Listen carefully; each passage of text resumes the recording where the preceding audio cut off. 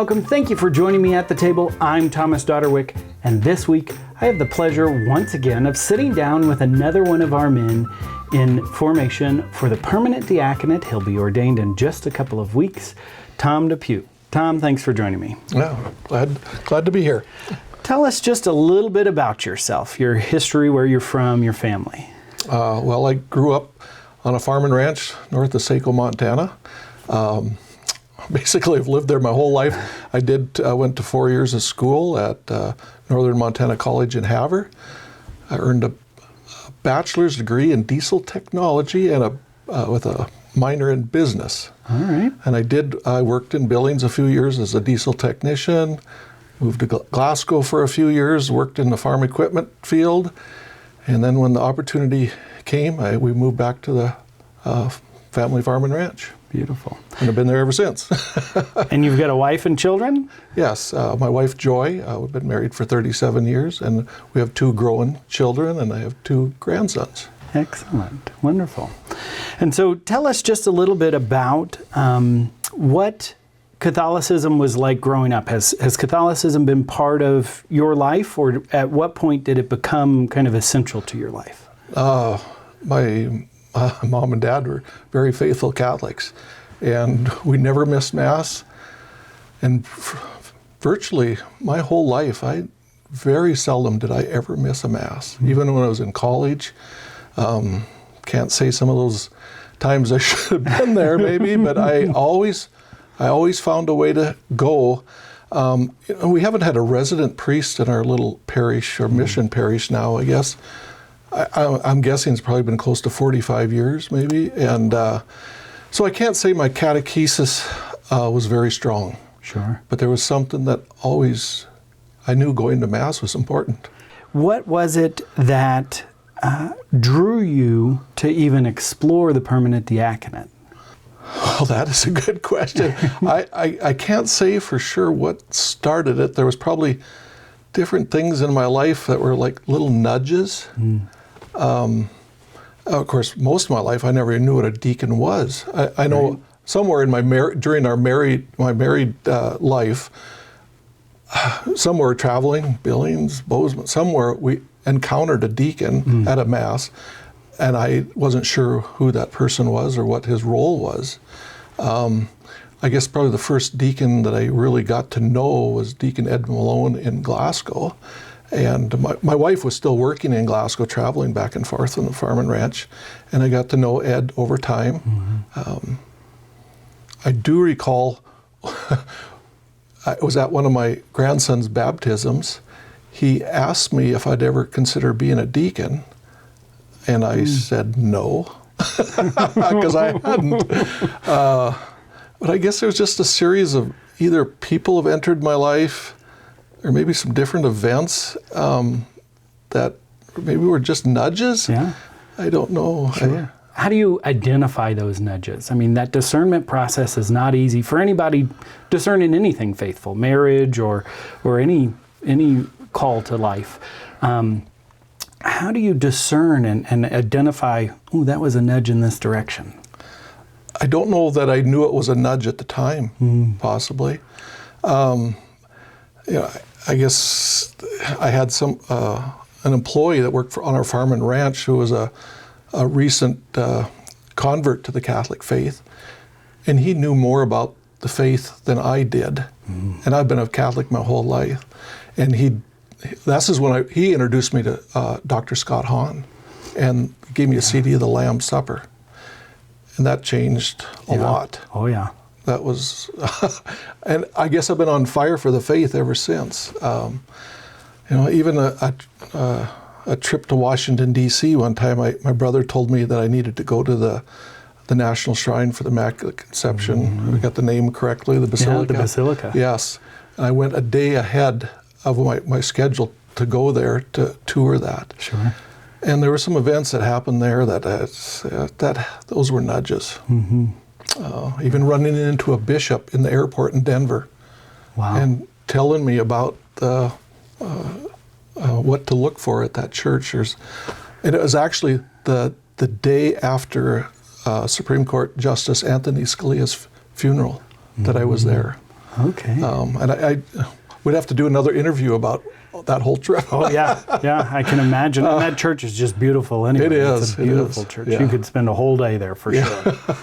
And so, just like you kind of mentioned there, people don't associate deacons with small communities. They associate them with larger parishes and that kind of thing. Ministry for a deacon is so different. It's based on the deacon more than it is on the diaconate itself. And so talk a little bit about the ministry that you see yourself doing as a deacon in a rural community. I still don't know what my ministry really will be. Sure. Because the candidates, my brother candidates, deacon candidates that are in this formation now, they're from much larger parishes and they're in more of urban communities, I guess you could say. So I am not sure what it's going to be like. I live 20 miles from our nearest church, 50 miles from the nearest priest. But there's a need there. Yeah. And my presence at Sunday Mass, we still have our Sunday Mass each Sunday, thanks to Father Felix. And so I'm still going to participate in that way. I'll be able to preach, I guess, as however much he's willing to allow me to.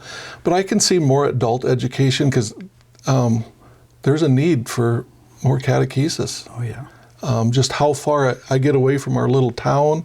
But with technology, I guess I have access to a lot of people. And, I think maybe in the farm and ranch community, it just the presence of a deacon in the community, whether I'm Catholic or not, I think it's going to be a presence that will help a lot of people, I think. Yeah. I don't know what ways. I really don't. I'm just kind of excited to see how the Holy Spirit leads me, where He leads me. And that's the beauty of it. I mean, you hit it square on the head that it doesn't matter whether your neighbors and community members are Catholic. You're a deacon for all of them, not just the Catholics. And so that's a beautiful approach, just being open to the Holy Spirit. Talk a little bit about what these last 4 years have been like. And it's a lot of commitment. It's a big commitment. Yes. Talk about what the formation is like. Well, it's been 4 years. Eggers, Joy, and I have had to travel the most. And my brother deacon candidates, they're all from the Billings area. So most of our weekends, one formation weekend a month, except for maybe some of the summer months. Most of those have been in Billings, even though we've traveled to some other parishes. And that's a little bit of a commitment, but we've met some amazing people, different priests and other deacons on the formation team. Their wisdom has been amazing. Yeah. And of course, we've done some online classes. And I don't know, I've really enjoyed that because I guess I'm on fire for the faith, to learn my faith better and deeper. And for me, because I'm busy with farm and ranch, so a lot of times it's 7 days a week, Yeah. But it's, I don't know, I guess I've always been an early riser, and my schedule just fit because I could get up early, I could get my homework done, and then go to work.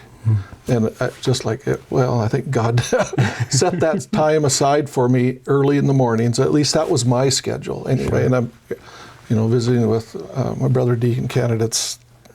Their schedules are a little bit different, but God finds a way to fit it in. Yeah. I don't know, but it's been quite an experience. We're in our last online class right now, and it goes right up to ordination.